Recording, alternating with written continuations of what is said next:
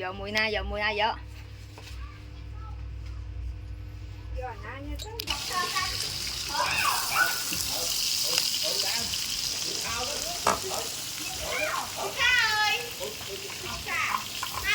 Bạn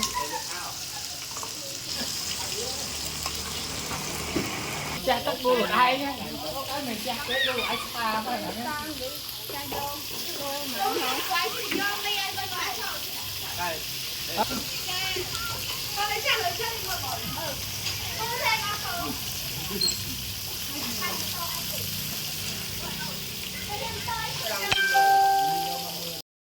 Mơ đợt lấy từ vô chan mau anh chồng đi, mơ đợt lấy từ một hot pi, mơ đợt lấy mà, đợt lấy là mơ lại đây mà bom bụi nội ha và mùi đây lấy bom bụi nội ha và mùi lại coi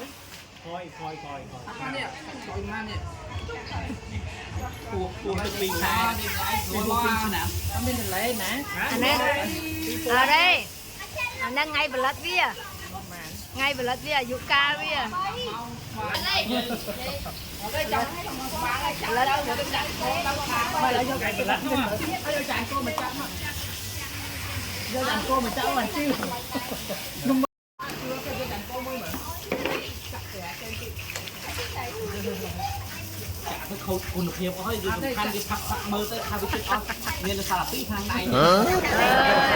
chắc lên kênh ngay cái thì do chàng cô mới chăng đăng, sao là tí thang này, bữa lại mới thôi mẹ,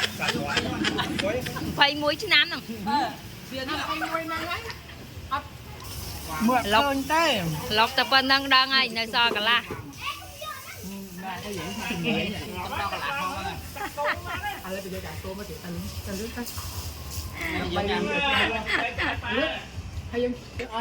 chả như vậy